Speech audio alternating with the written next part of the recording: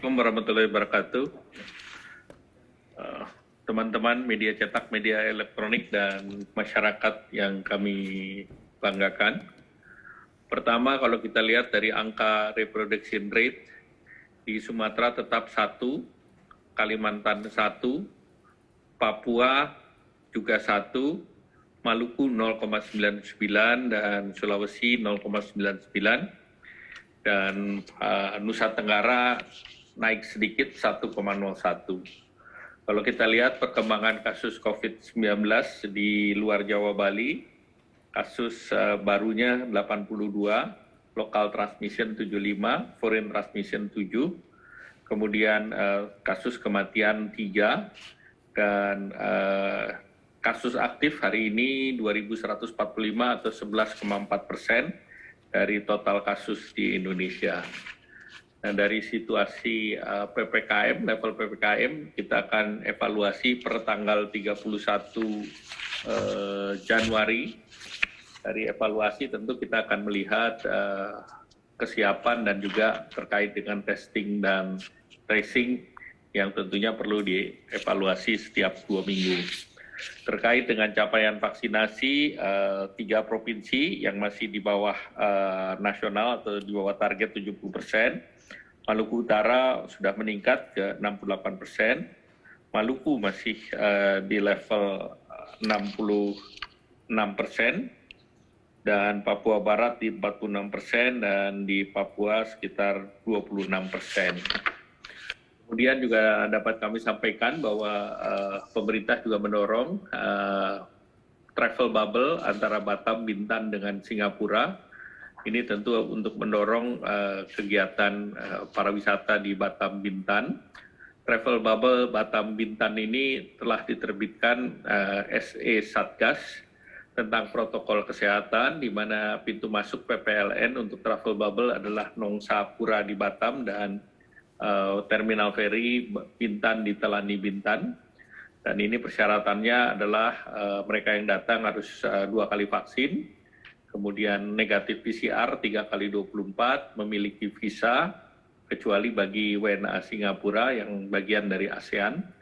Kemudian tentu ini harus terus dimonitor dan mempunyai kepemilikan asuransi sebesar 30.000 Singapura dolar dan menggunakan aplikasi Peduli Lindungi dan Bluepass.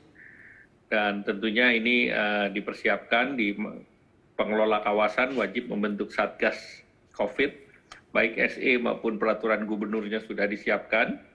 Kemudian pengelola hotel dan tempat-tempat yang sudah memenuhi CSHE, ini juga dipersiapkan, kemudian juga dikoordinasikan oleh Satgas COVID di kawasan.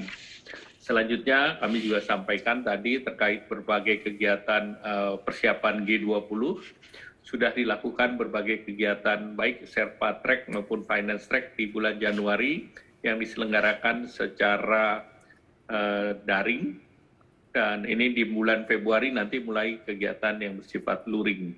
Dan juga terkait untuk persiapan Mandalika MotoGP, dilaporkan bahwa Lombok Tengah dosis 1-nya sudah 87,9, dosis 2 61,1, dan dipersiapkan booster untuk Januari-Maret sebesar 76.718 sasaran.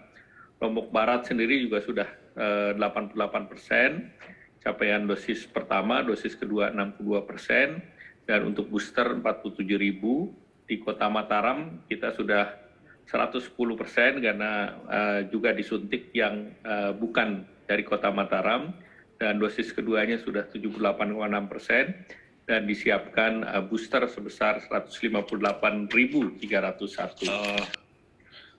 Di Batam Bintan sudah level 1 dan relatif di situasinya terkendali dengan travel bubble, karena travel bubble ini kan ada pintu masuk, pintu keluar yang terbatas dan sudah dibuat Satgas. Dan travel bubble ini pelaksanaannya tentu membutuhkan waktu, karena seperti tadi Pak Menko Marifest mengatakan bahwa penerbangan itu kan tidak serta-merta. Demikian pula ferry pun tidak serta-merta. Dan itu semua membutuhkan sosialisasi dan kesiapan sistem. Kemudian yang kedua yang terkait dengan tadi dana IKN. Jadi saya ingatkan bahwa dana PEN itu yang sudah diputuskan itu adalah 451,64 triliun, terdiri dari 3 bidang. Bidang kesehatan 125,97 triliun, perlindungan masyarakat 150,8 triliun, dan penguatan ekonomi sebesar 174,87 triliun. Dari 3 bidang tersebut, tentunya yang ekonomi terkait dengan infrastruktur, ketahanan pangan, ICT, UMKM, investasi pemerintah, dan perpajakan. Terkait dengan ibu kota negara, ini anggarannya yang ada adalah di PU Pera yang saat ini ada, dan memang diperkirakan untuk fase pertama itu dibutuhkan dana sebesar 45 triliun, namun dana ini kan dana yang secara bertahap tergantung pada kebutuhan dan progres. Jadi tadi saya sampaikan bahwa dana itu yang ada di PU Pera dan dana PEN saat sekarang tidak ada tema untuk IKN.